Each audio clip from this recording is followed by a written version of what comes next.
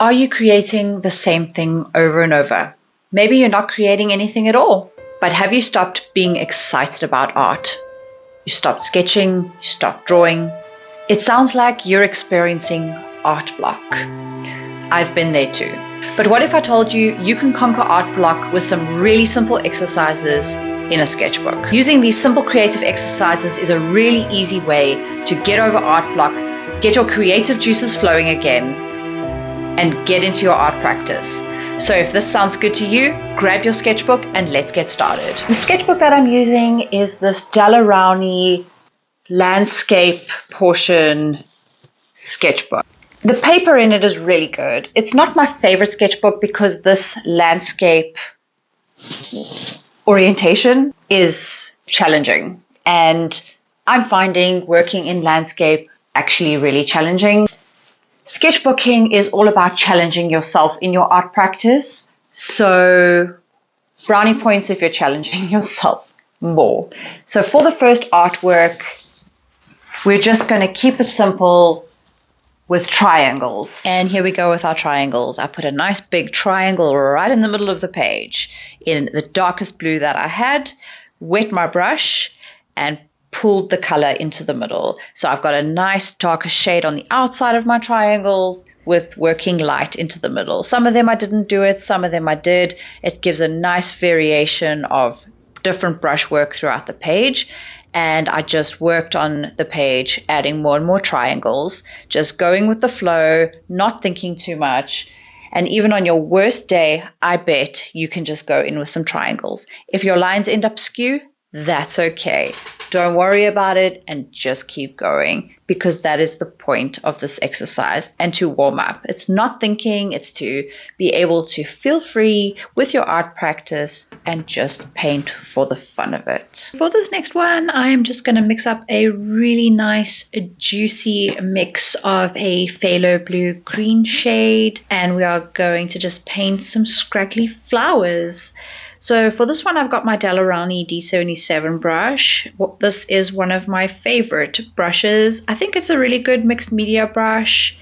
And I'm just going to go into this page here and just paint these loose, scraggly flowers. I really love these flowers. They're really, really easy to paint. If you don't have any drawing skills, these ideas are really easy for that, because all you got to do is just swoop the brush.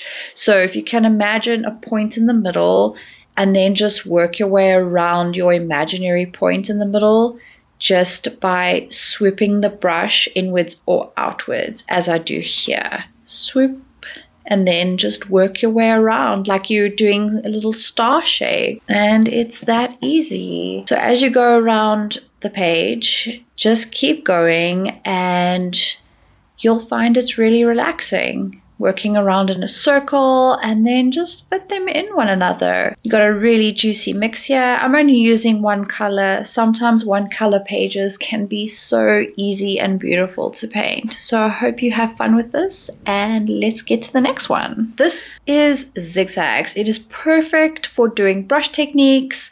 I'm using the same palette that I've been using in previous colors, just adding a bit more purple here. And this is the great thing about watercolor. You don't have to clean your palette in between, and they say keep your colors clean, all of those things, but as you're painting these types of exercises, you begin to learn intuitively what muddies the colors and what doesn't. So here I'm using what we call analogous colors. In future videos, I will go over color theory a little bit more, but for now we're just having fun and just working with what we have. So I've got the blue, a purple, and my little bit of a green color that I mixed up with yellow and blue. Since I don't actually have a pre-mixed green in my palette, I always have to mix up my greens.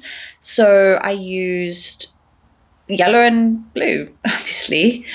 And I'm just really easily going onto the page and working these zigzags. You'll see that I don't sketch anything on the page. This is because I just want to feel free, and not sketching anything just allows that little bit of freedom. If you let the colors touch with one another, they will of course bleed into each other, and that's beautiful. I'm trying not to touch the lines too much, but in places where they do touch, I get a really wonderful effect, and that is perfect for this exercise. The whole point is just to go with the flow. And here we go to the next one.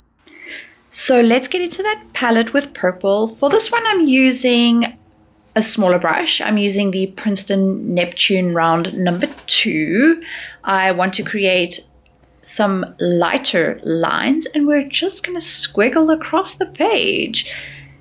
This exercise is so lovely just to be in the flow, because we're just flowing all around the page.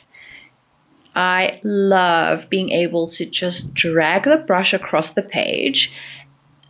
And by the way, if you're worried about using a particular kind of sketchbook to do your practice, just use whatever you have. The pages that I'm using at the moment are not watercolor paper.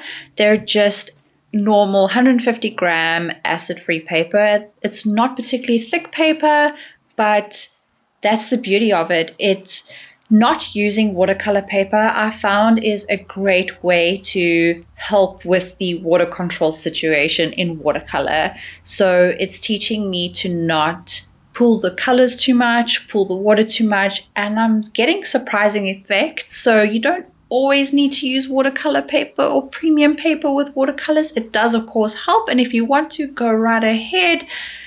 But I'm just doing it in this sketchbook that I have because I have it now, so I need to finish it. So let's just carry on doing our swoops and our lines and just going with the flow.